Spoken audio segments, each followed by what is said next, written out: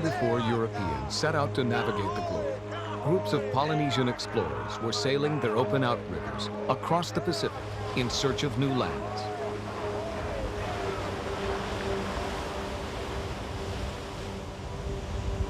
It is believed that one such group, led by the great chief Hotu Matua, followed the rising sun and found a small volcanic island 2,300 miles west of present-day South America.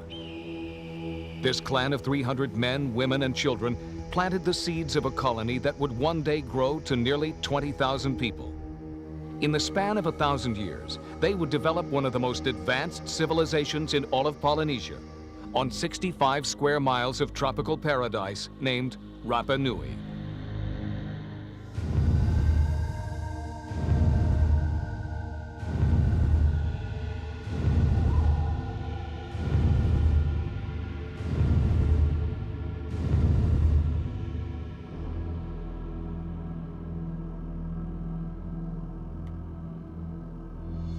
With the arrival of Dutch explorer Jacob Roggeveen on Easter Sunday, 1722, there were no more than a handful of survivors living in caves on an arid, barren rock he renamed Easter Island. The only sign of the civilization that had once flourished there were hundreds of immense stone carvings littering the landscape, which the natives called Moai. These solemn-faced statues now stood abandoned in the quarry or toppled from altars, their necks broken and bearing the scars of both great social upheaval and natural disaster. For years to come, the tragic events that occurred here would be left to the imagination of the world.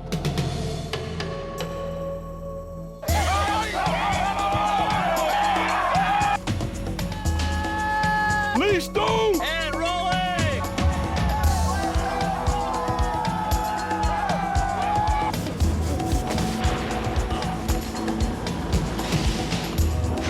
What it look like? Make it hurt! Make it hurt! Action!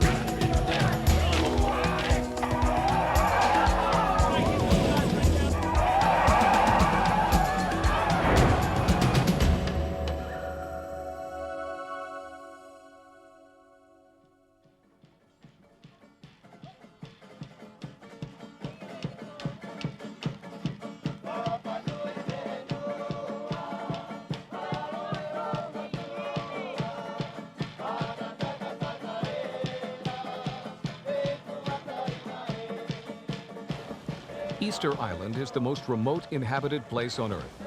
Originally referred to as Tupitu Teheanua, translated to mean both the end of the land and the navel of the world.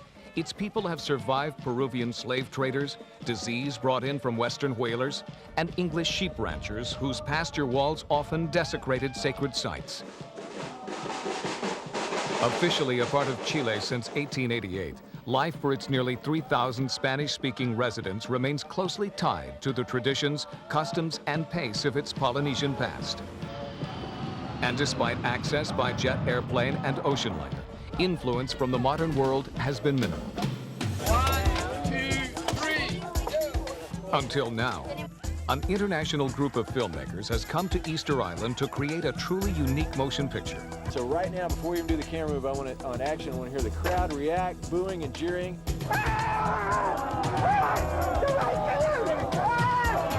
Director Kevin Reynolds follows up on his hugely successful 1991 film, Robin Hood, Prince of Thieves, Camera's rolling. with Rapa Nui, an epic story he first conceived 15 years ago.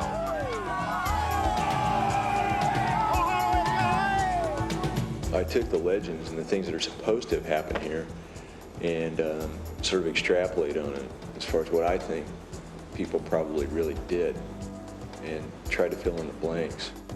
Rapa Nui tells the story of two lovers from different classes whose relationship is jeopardized by the laws of taboo. Around this, Reynolds weaves a tale of social unrest, rebellion, and ultimately the destruction of an entire culture.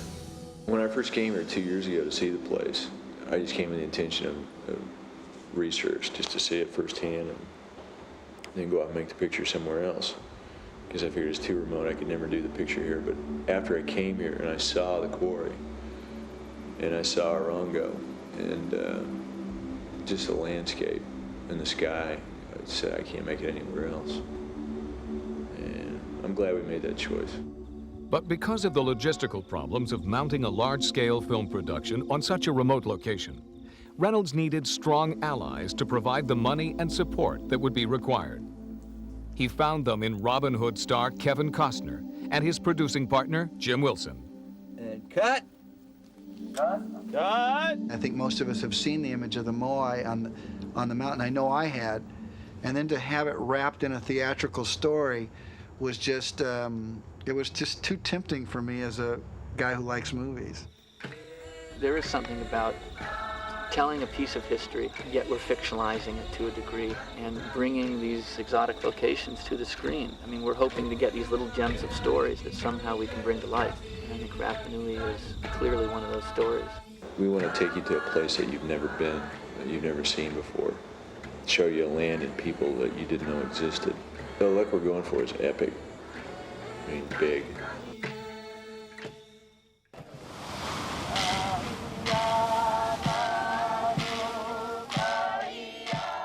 Monday morning, we're going to begin a film here that will not be just a Polynesian tale. Hopefully, it will also serve as a parable for the entire world. Now, after 15 years, Kevin Reynolds' dream of telling the story of Rapa Nui is finally coming true. But bringing an international cast and crew that will number over 200 people, in addition to the supplies necessary to sustain this army for 6 months, without drawing from the island's own limited resources, will be a monumental task. The production will ultimately employ over 90% of the island's workforce in an effort to construct 32 full-sized moai, create authentic Polynesian villages, and handcraft over 2,000 costumes. An ambitious undertaking for any film, made all the more difficult when the location is a remote island, 2,300 miles from anywhere. You have to really want to be here to go to the trouble of getting here. The biggest problem working on the island is its remoteness. I mean, when first they said, hey, we've seen the island, it looks great, maybe we can find another place to shoot, I thought, all right, let's do that. This is an island that up until 20 years ago wasn't in the 20th century. There was no electricity here 20 years ago. There was no air transportation 20 years ago, no telephones, no television, no news. There's only several flights a week, maybe 2 flights a week that even come onto the island. So when you need a piece, a lens goes down, a camera goes down, something like that, you have to go to Australia or go to Santiago. I mean, we're in the absolute middle of nowhere. You have to realize that the people here couldn't be expected, no matter how much you try and prepare them, to know what exactly was going to be in store for them to make a movie here.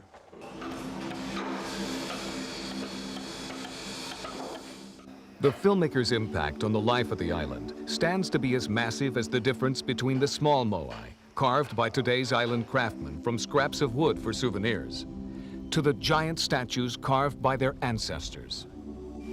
No less imposing is the task undertaken by production designer George Little in transforming modern Easter Island into its past stone culture. Little must recreate 32 full-scale statues as realistically as possible without actually carving them out of solid rock. Authenticity is what we're looking for in this film. The designs are as close to the originals as we can get them. Looking at the statues as they exist today, there's quite a bit of erosion, so you don't quite see the surface as it was. But there are a number that have been buried, and you can see the textures and the quality of the work. And the more you look at them, the more you realize they're great works of art and fantastic craftsmen who built them. Most of the 1,000 statues found on the island were carved from the soft volcanic tuff in the quarry at Ranu Raraku. They would start usually on the face of the statue. At that point, it was supposed to start representing this ancestor. And then they would continue on the front of the body in most cases, and then on the sides, cutting underneath, till the statue remained attached to the main rock by a keel that would run down its back like the keel of a yacht. Then they would perforate the keel so the statue was attached by a series of pillars of stone. And then they would place big beach boulders in between the pillars, cut the pillars, and the statue then would be lying on top of these round stones that would act as bearings. Then they would be able to move the statue around, slide it downhill into a hole that had been pre-dug, and then they would stand it up to finish the back, the shoulders, and the neck. The statues were status symbols of the different tribes. and it was a very competitive society, so everybody was trying to have a statue that was larger than the neighbor. This point is taken to its extreme in the film, where the long-ear chief's increased obsession with the statues forces the short-ear laborers to build larger and larger moai. It's too small! Fortunately for designer Little, he could draw on the innate skills the island workers proudly carry as part of their heritage. The great boon to us was the local people and the skills that they have in their abilities to carve and build stone. They live with rocks all their lives, so I guess they know about them. Everybody on this island is a sculptor, practically. I mean, every male here is whittling away at a little moai in his spare time, and he's got a lot of spare time on this island. New Zealand artist Tony Lees, an expert in large-scale sculptures, was brought in to supervise the actual building of the moai. Because of the tight production schedule, Lees used space-age materials and assembly line techniques to duplicate these ancient statues.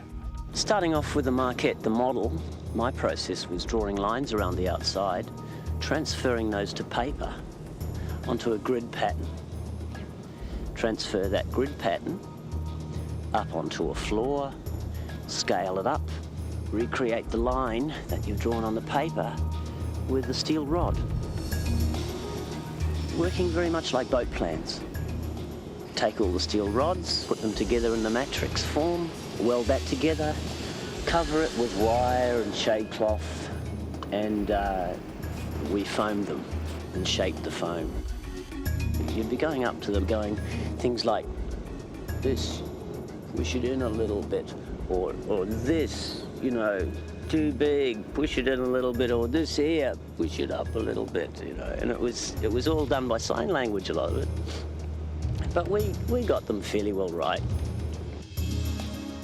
An equal challenge was the manufacturing of more than 2,000 costumes for the lead actors and extras. Reynolds turned to Robin Hood costume designer John Bloomfield for the job. I mean, I'm actually astonished at the amount of work I've had to do on this film. When basically you look at the actors and they're all naked. I don't know why they're paying me.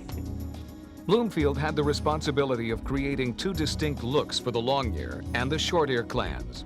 There isn't a great deal of real reference of costumes of this period because obviously they're all destroyed. But there are a lot of rock drawings which tell me what sort of patterns to use. And the shorties have got no decoration at all. They're very, very, very basic, very poor and very dirty.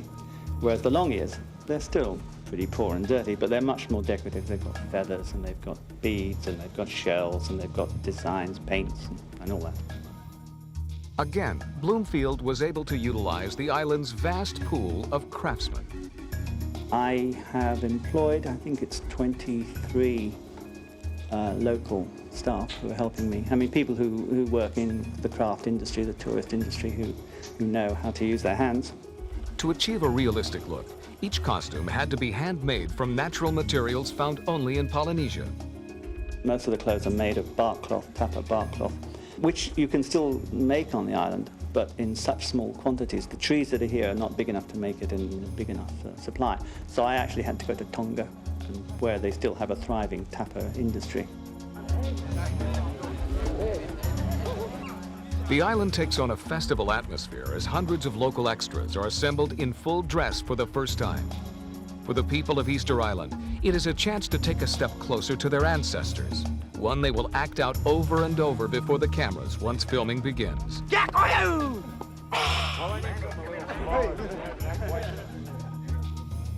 For Reynolds, it's a chance to make final costume and makeup changes before the pressures of the shoot divert his attention elsewhere. Now on hand are the principal actors. Hawaiian-born Jason Scott Lee will play Noro, the long-ear prince in love with the beautiful Ramana, Canadian actress Sandrine Holt. Isai Morales takes on the role of Make, the short-ear Moai carver. The supporting cast is led by George Hanari as the malevolent priest Tupa, and the grandfather of the long-ear clan, played by Eru Patakaduz. Both performers are part of a corps of actors made up from the native people of New Zealand, the Maori, a culture that shares a distinct connection with the Rapa Nui. The spiritual base of the Rapa Nui people is very similar to the Maori. The attitude towards the sea towards the land and towards the sky, which are spiritual. We all supposedly come from Hiva or Hawaii Nui, Hawaii Roa, this place where nobody knows where we came from. There's a very strong Polynesian connection. The language is very similar.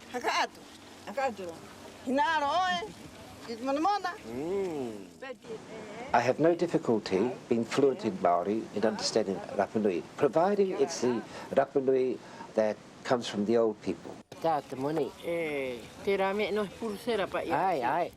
money with you. 500 pesos. In seeing us arrive on the island, they feel that there's a reconnection. At last, they've got a real connection with Maoris and brothers and cousins and whatever. As far as the film goes, I think they believe that they could do it themselves, and perhaps if the wider audience were all Spanish-speaking people, maybe that would fit. From the constantly crashing surf, to the grassy inland plains, and to the edges of dormant volcanoes, no one would disagree that the main character in the film is the island itself. And while Easter Island offered breathtaking backdrops for the film's action, numerous hurdles would have to be overcome to fully utilize the island's cinematic potential. Again, it's a situation where you got all this great stuff spread out all over the place, but you have to jump all over to put it into a sequence. Many of the sites Kevin Reynolds wanted to film are archaeologically sensitive, and before shooting could begin, he would need to obtain the permission of the islanders. They don't even want barefoot people out there, do they? You don't want your hand on it. No, you can't touch it. We can put our own rocks in and touch them. How about if we laminate the whole site? That's a great idea. It's archaeologically sensitive because the entire island is a museum. It's an island with a history that none of us, I don't think, really understands. You know the processional, when everybody's coming in? Any location the production wanted to use required the approval of Chilean and local officials to ensure the integrity and safety of the site. In the case of the film's quarry set, test drilling made by the production team led to the discovery of a second Moai buried beneath this statue, and designs were altered to protect it. Whether you dig a piece of dirt or you dig a foot of dirt or you carve a path, it means something to somebody because what's under the soil nobody knows about. A major occurrence in both history and in the film is the destruction of the island's palm forests. Utilizing a combination of real and fake trees, workers turned a barren hillside into a palm grove that will gradually be destroyed during the course of shooting. Part of the story of the movie is that in building the statues, they cut down the trees to move the statues across the island, to brace up these statues, to lever them up. And over a period of 1,000 years, eventually denuded the island of trees. So it was necessary in the movie to create that. The producers have made a commitment to plant 300 new trees as their contribution to the restoration of the island's environment. Because of its proximity to nearby ruins, a far more challenging location to construct was the Long-Ear Village, an expansive set consisting of over 30 structures, with the focal point a large ahu, or altar, designed to support 13 of the film's Moai. While great care was taken in the preparation of this site, local concerns were still being raised. Though not a deciding factor, a bit of superstition did play a role in obtaining final approval. A bird flew over and it landed on the exact spot that Kevin Reynolds was talking about putting the actual ahu that we wanted to build. And Alberto Hotus, who's the head of the Council of Elders, walked over and stood next to the bird, probably the distance from me to you, bent over and petted the bird on the head. And these birds, you have to understand, these birds don't come around people. These birds are gone. They don't come anywhere near us. Petted the bird on the head. The bird looked at him. The bird looked at us. The bird flew around in a circle, came back, and landed on the same spot. And Alberto Hotus turned to us and said, "I'm sorry. I was wrong. I think it's okay. This is a good sign. You can do your movie here."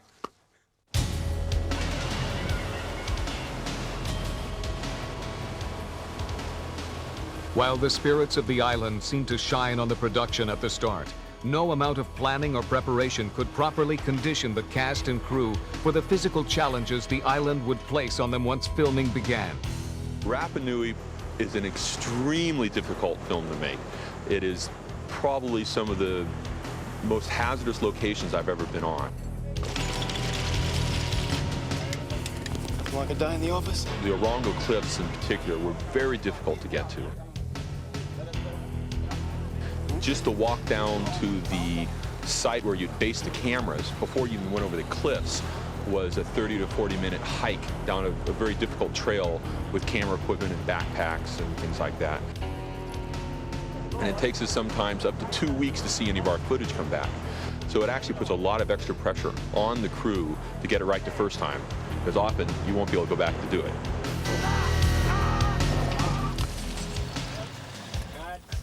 Are you all right? I liked it, but I tell you something, it hurt. It hurt. Oh, man. They never taught me this in acting school. No. You see, the hardest thing about this, when I would see dailies, I go, man, this is beautiful, but you have no clue in the film what it feels like.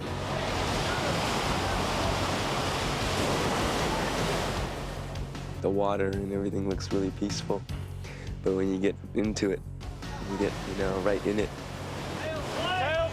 Nature can be, it's really hazardous. I swear. Oh, boy. Is everybody okay? Excellent. We're having fun now. It doesn't get better than this. The rugged terrain also provided a natural playground for a sport unique to Easter Island, combining a steep mile-long slope with banana tree trunks lashed together, a tradition the islanders were proud to show off for the cameras.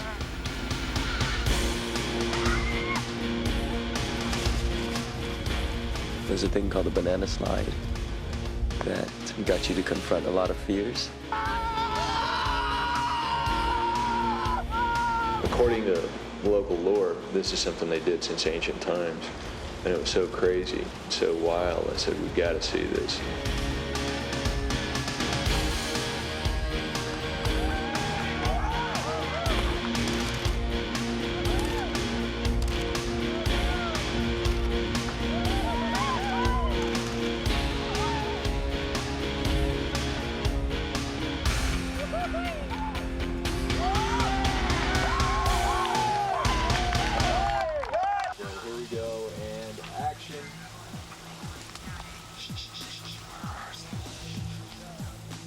Well, my character doesn't really have anything physical to do. Okay, here we go. Banana position.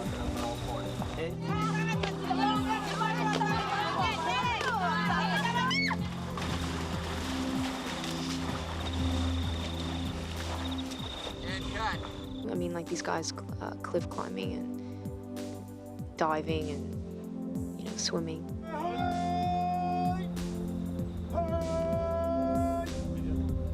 So, as far as physical training, there wasn't any, except for maybe toughening up my feet. Can I start all over again? I don't know. I'm not used to being in this type of surroundings. I'm used to like the city, lots of people and lots of distraction. And sometimes it's hard because there is no distraction. You're just stuck with yourself. You just have yourself to face. And that can be difficult sometimes. With principal photography underway, the demands placed on the filmmakers by the island, combined with the cinematic opportunities it provided, made one thing clear. The scope and budget of Rapa Nui were growing daily.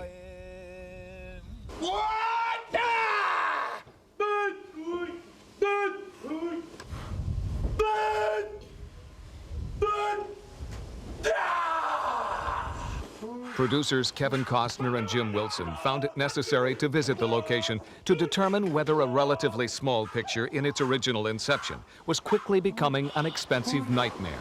And you, with your power, your energy, we're making connections. And together, if the rushes are anything to look at, it's breathtaking, it's stupendous, it's magnificent.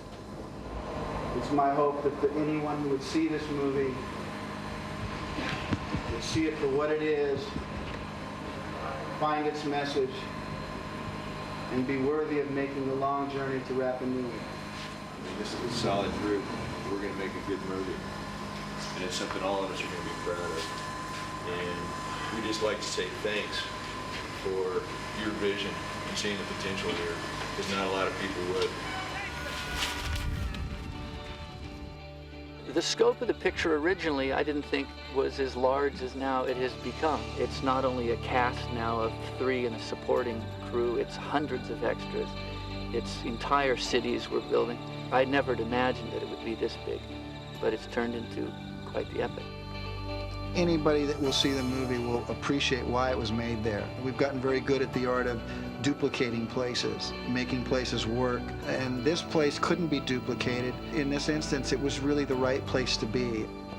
We've opened the chapter on something that occurred on this planet, and the way Kevin filmed it will fire the imagination. North of Tahai, there's a cave mouth that's about, 40 feet above the water. With this strong show of support, Reynolds is now free to focus all his efforts on the realization of his vision. He comes up over the left and comes past camera. Heads up!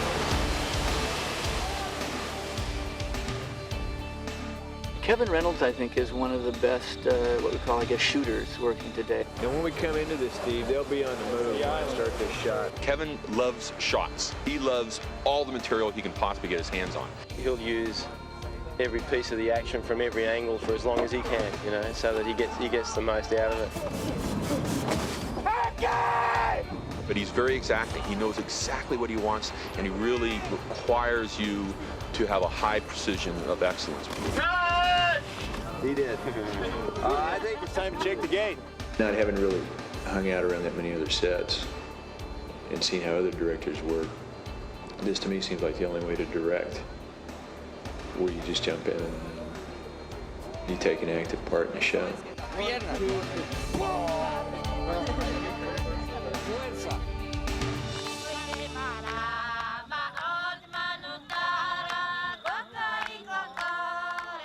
Now, Kevin Reynolds will ask his cast and crew to push themselves to the limits of their endurance.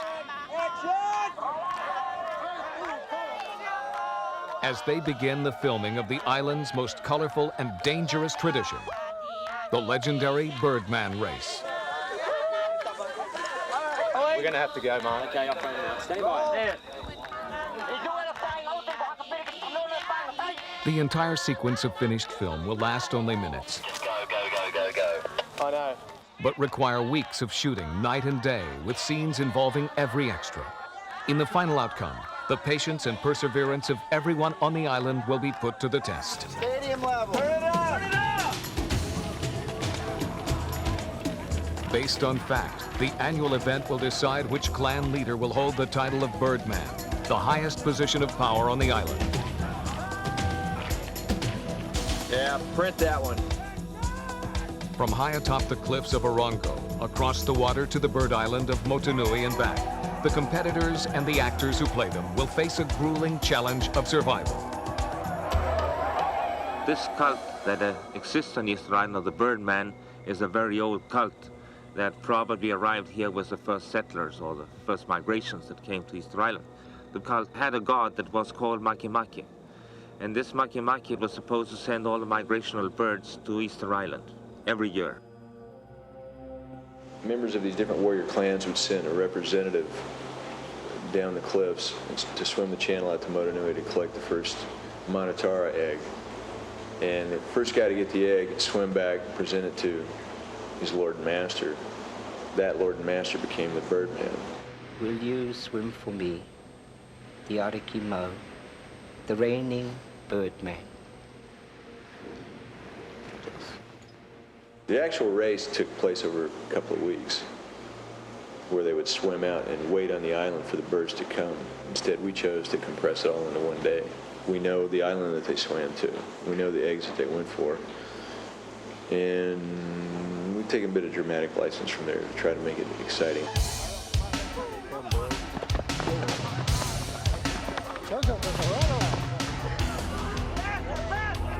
The race begins with a mad scramble from the Orongo volcano, out along a rocky ridge, and then down a 1,000-foot cliff To get the shots the director wanted meant rappelling cast and crew over the edge of the crater, exposing them to unpredictable conditions that made safety the highest priority. A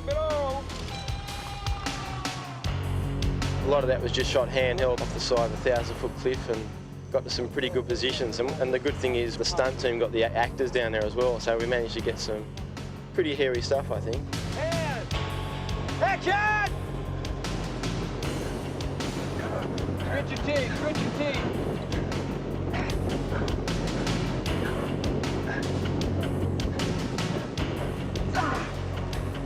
Cut! I don't think I'll have to be confronted with a more difficult task than to film on this island. The conditions, the cold, and I think no one really expected it to get this cold here. And being in practically a loincloth or G-string. If I trip, I could go totally over the net. I mean, I've got a lot of respect for the crew. They took good care of us, but there were times where you can't protect someone. Everybody okay? Yeah. If you step back, if you fall, you're dead. You're gone. You get used to it, and you forget the precarious situation you're in. Occasionally you have to turn and pinch yourself and say, I'm hanging off a 1,000-foot cliff. Because surprisingly, you do forget where you are pretty quickly. I didn't have to say, okay, now, you're on the edge of a cliff. Okay, but this is not a sci-fi movie where, okay, the giant is coming, he's crushing, you're going, oh my God! It's a miracle. Things did not crash for us.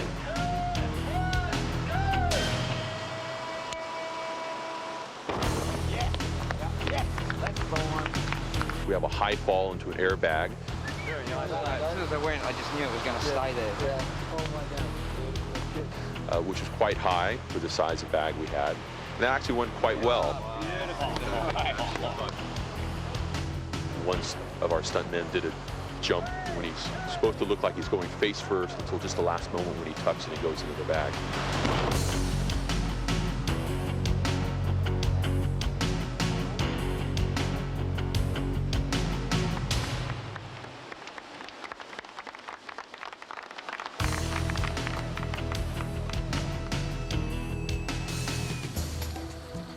Then it was into the warm water in the channel between the Big Island and Motunui.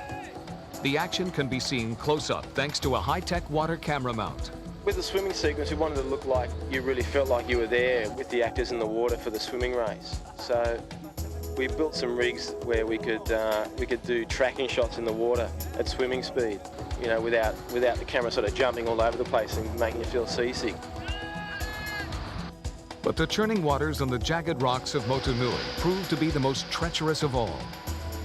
The swell sometimes would shift 8 feet up and down, and you have to land with a boat and have to climb onto these rocks. This was a location where, for one shot, a wave did come up and knock one of the actors off and scraped him up a little bit.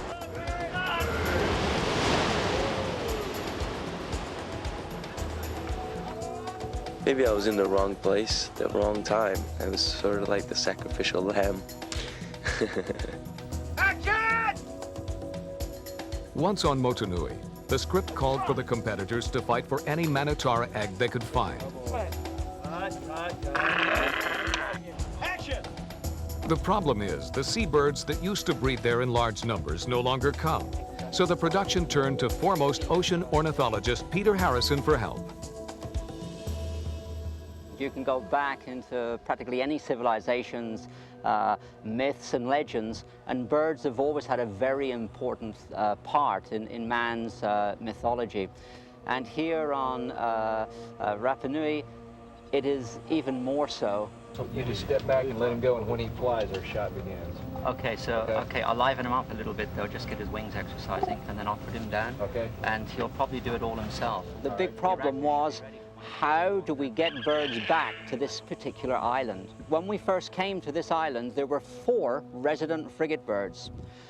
by tossing fillets of fish out into the ocean, any passing frigate bird saw the 4 resident frigate birds of this island, the non-breeders, and they acted really as decoys, just like duck decoys. There was a surplus of food, and then from 4 we got up to 8, and then say 12, and then we had 15 or 16. Currently, after 3 weeks, we've got about 120 frigate birds that are actually roosting on this island.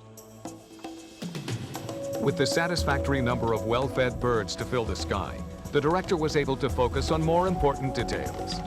I can't see the egg.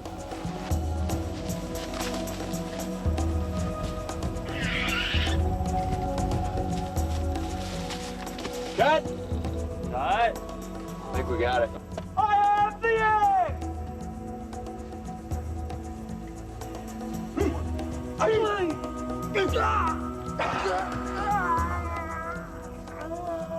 Though as difficult a location as any of Easter Island, Motu Nui would prove a minor inconvenience when compared to what awaited the crew back on top of the cliffs.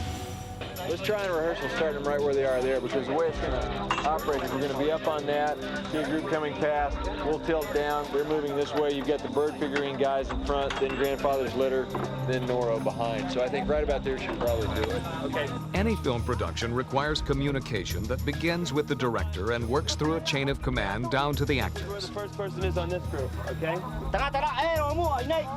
Now. When there are hundreds of actors, most of whom speak a different language than the director, communication can break down and frustrations can arise. Aqui! Em linha aqui! Aqui! Aqui!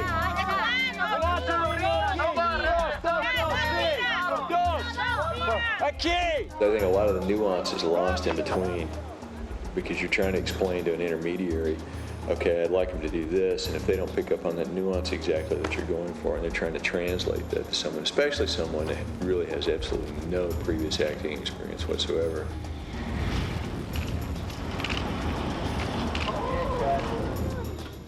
Cut! Okay, he's not putting the torch where he's supposed to. We got Isai Morales, who's one of our leads in the movie, to help work as an AD, really getting emotion out of the background extras. I knew that being one of the main actors, that they would pay attention, being somebody who did not alienate them, being somebody who did not look at them as, short ear type people, Being a short ear, they identified, I felt. Nat says his line, and then he and Tupa exchange a look. All right, let's just try that before we even do the camera. Vamos a ensayar las reacciones ahora. Cuando él diga acción, empieza, no, y las reacciones, algunos van a ser contentos, algunos van a ser horríficos. As an actor, he understands the process, the mental process that you go through in trying to create a performance. So when he talks to people, he talks to them from the standpoint of someone who knows what it's like to try to pull those real emotions out of yourself. Sal ahí con coraje, dir tu line, he pushed him, y después bate y dile, yo ñara pushed my man. I wanted to give them emotional stimulus as opposed to technical stimulus. I think Kevin understood that. I think he appreciated a fresh approach and direction. Thanks, Isai. Thank you. Let's try another one. Here we go. I read the book. Action!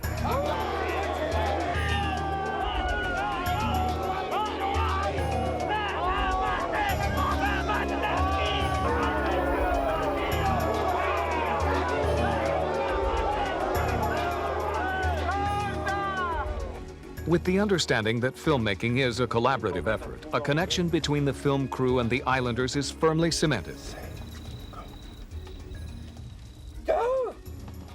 And the mood of all involved reaches a peak as the extras perform one of their biggest scenes on top of Orongo.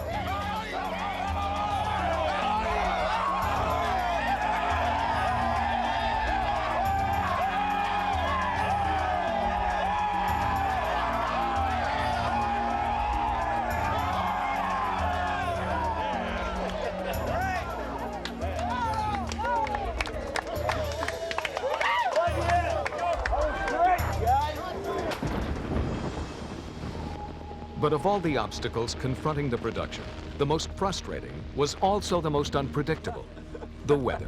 Welcome to Rapa Nui. Have a nice day. And the weather's just unlike any weather I've ever seen. I mean, you've got 2,500 miles of ocean either side of you, nothing that stops it. And it just creates its own microsystem where people joke about the weather changing every 15 minutes, but here literally it does.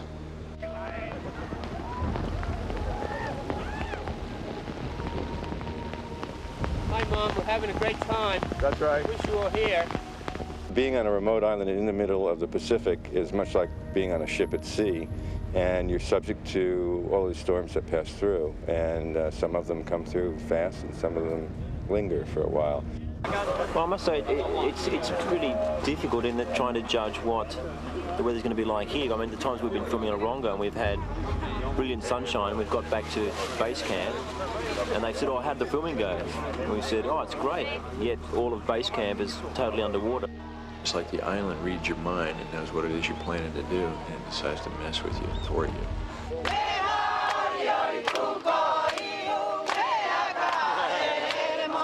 For the island extras, the rain is just a part of their everyday life and a perfect excuse to sing a song, while all the crew can do is wait for the next break in the clouds. The hard thing about this show is anytime you make a film, you start out with a plan. Every day you set out, okay, these are the shots we're going for today.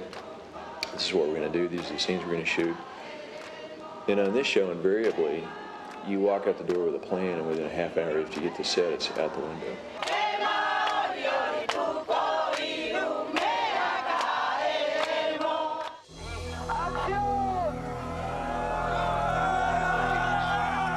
These are the exact conditions the original islanders must have faced as they carried out their most remarkable feat, dragging over 230 statues to various altars along the island's coast.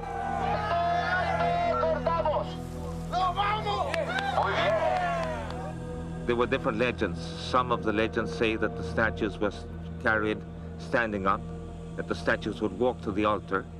Others suppose that the statues were placed on top of a large sled and then used rollers underneath to move them.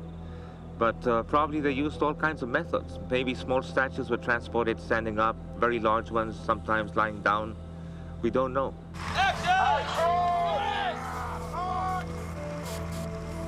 In the film, pulling the massive Moai across the island to the Long Ear village unites the short ears in a common purpose.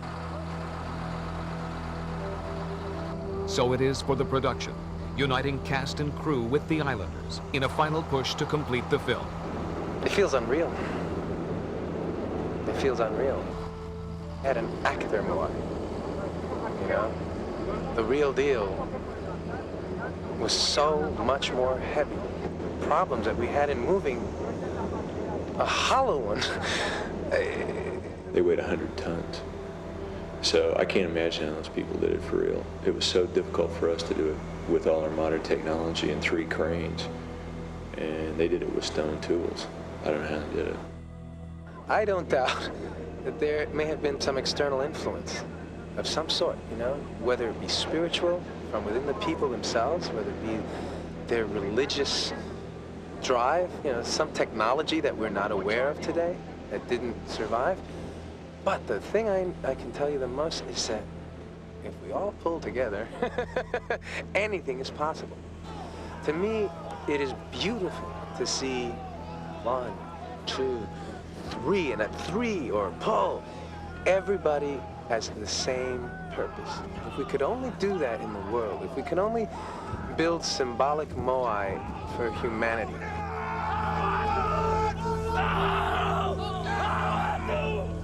For the islanders, it was a chance to recapture a moment from their past glory. I think they felt what their ancestors must have felt. You could sort of see it in their faces that a lot of them did. That they went, I'm doing what people were doing 20 generations ago. Maybe it was just for one take for 30 seconds or whatever, but I think they were really into it. But as all things must pass, so did the days of the Moai. Though the cause of the fall of the people who built them remains a mystery, there is scientific evidence pointing to a series of events beginning with the appearance of a celestial phenomenon in the skies above the island. Like in all the rest of the world, they had a Halley Comet on 1600. Then they had a whole series of eclipses between 1600 and 1613. I think there were 6 eclipses that were visible on Easter Island. Then after that, there was probably a Nino current. We have one at least a century. A Nino current is this hot water current that comes all the way across the Pacific from Australia to the coast of South America. And the last one that passed in 1962, 63, it killed most of the vegetation around the island, I mean the algae, and the marine life practically disappeared. So if you had all these factors occurring at the same time that the island is running out of wood, you have a problem of overpopulation, food shortages. It would be natural that you would start doubting about the power of the gods. So all these things would have brought chaos and probably the abandonment of the quarries here. Just have them burn it. The chaos comes swiftly, as depicted in the film, with a revolt against the long ears and the toppling of the Moai.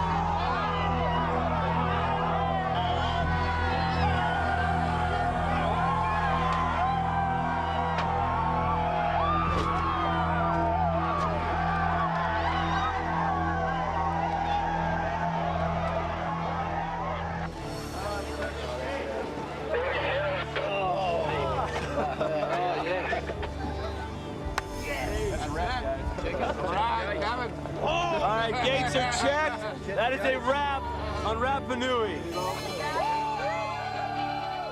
Part of coming here was just to sort of live the adventure coming to Easter Island.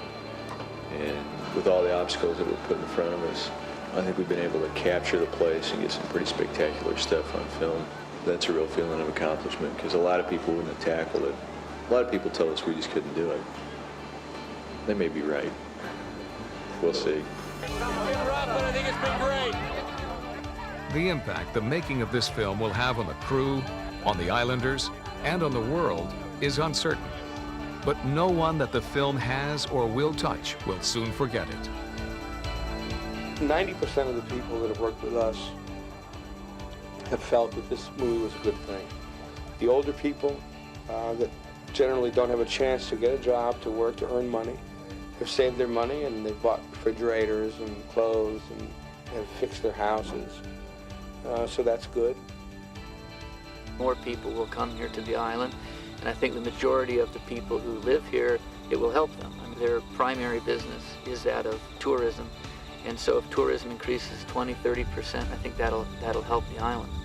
People will come here to find out for themselves exactly what they think the truth is of what happened here.